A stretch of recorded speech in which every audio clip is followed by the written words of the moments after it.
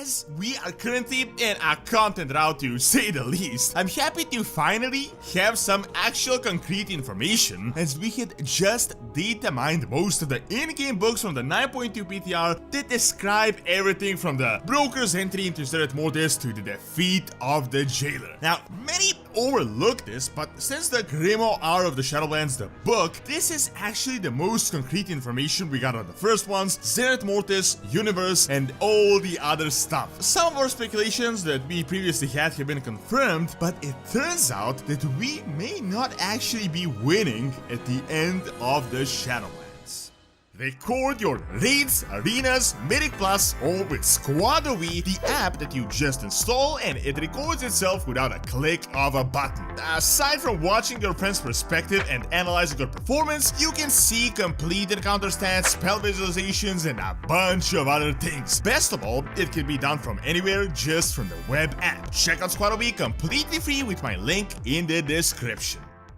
As I mentioned, I'm glad we finally have some actually concrete information, because this past month has been really dry as it gets in terms of all the hints and the lore itself. So I'm not going to bore you with a ton of backstory and what actually happened. There is a ton of information to unpack, but I'm going to do my best to really summarize all this for you so that once you watch this video, you're pretty much up to date with all the recent data mine stuff. So, as you may already be aware, the brokers are super intelligent beings that travel from plane to plane, even going as far as Azeroth and then returning to the Shadowlands, and all of them are on a search for knowledge of various kinds. Well, certain amount of them, certain brokers, got super interested in the first ones, the creators of everything, the Sepulchre and this entire mechanism that is behind the universe, and after a crazy who knows how long search, they actually figured some stuff out. Quite confusing stuff, but their description is more than likely what is actually going on behind the scenes. Now,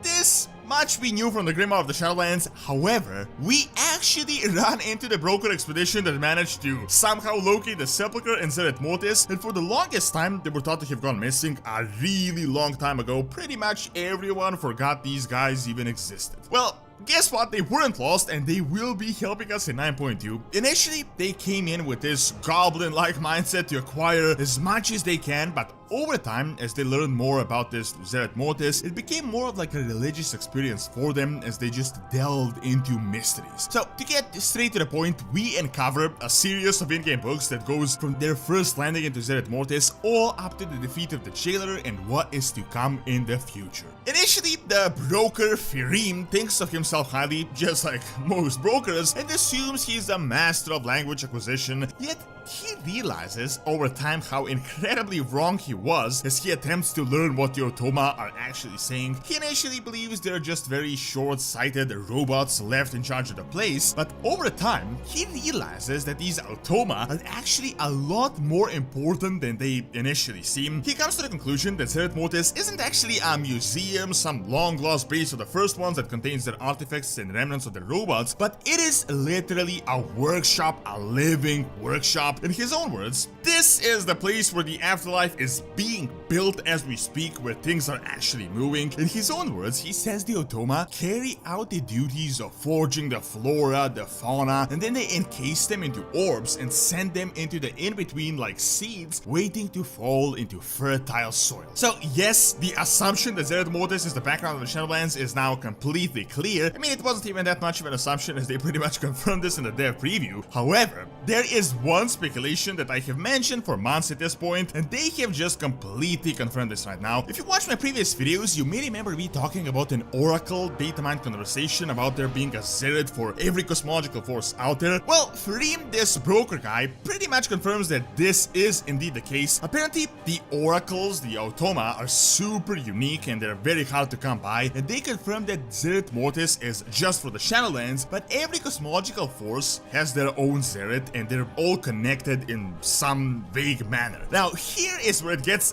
really interesting. Aside from Blizzard being really cringy with this angles and geometry stuff just trying to be confusing, they talk about how mysterious the first ones are, how they are the 7th and the 6th cosmological force at the same time. I can't say this makes all that much sense or that I can really see where they're really going with this, but the 6 cosmological forces you are definitely already familiar with. This is light, void, life, death, chaos, and order. Well, each one has a Zereth of its own, and they're all somehow connected. Well, it isn't explicitly stated in this book, and I'm almost certain that this connection is actually Azeroth. Seriously, it makes so much sense with all the info. I think we can almost just count it as confirmed. I mean, it's just logical. Come on, we have Zereth, Azeroth, and then we have Zereth Mortis, which means Zereth Death, Zereth Lumen, which means Zereth Light, and so on and so forth. This was obvious from before, but Firim now confirmed that aside from every cosmological force having a Zereth, each force also has something akin to the Sepulchre and Inner Sanctum in the center of this realm. So the Sepulchre isn't unique to Zereth Mortis. What further confirms that this connection is actually Azeroth, just everything is pointing at the fact that our World Soul is the engine of all these Zereths, and that is what they all have in common. This means that either Azeroth is the first one or something of the sort, or just some primordial powerful cosmological force that the first ones just tapped into and hardwired their mechanism in order to use it akin to electricity. Now,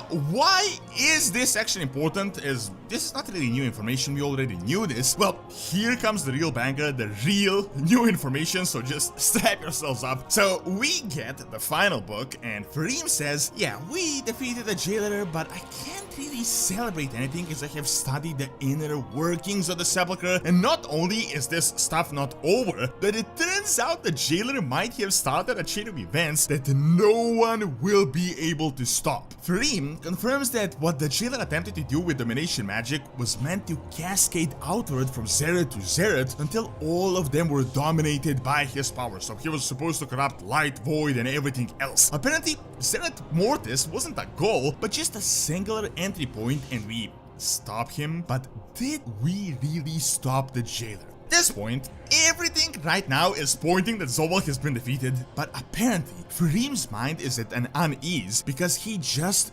realized how fragile this seemingly invincible pattern actually is, how delicate the scales are that keep the 6 forces in balance. He suggests that the Jailer might have left a malicious, imperceptible crack in the pattern that will ultimately be the undoing of the universe. He ends all this stuff by saying that he can only hope the first ones predicted this and built a failsafe unless, and he is very depressed at this point, unless the design of the first ones was never actually meant to endure forever, and it was only a matter of time until the universe would fall into chaos. Now, I know to some of you this might just seem like random Shadowlands flavor lore, but if you really examine this information and take it seriously, this could actually be a huge foreshadowing for future expansions, especially the Light and the Void conflict. As you may know, the Order was mainly defeated with the Titans as well as Chaos with Sargeras. Now we have more than likely put Death in balance, so really, right now 3 forces are the big guys, Life with the Loon and the Void and the Light. I believe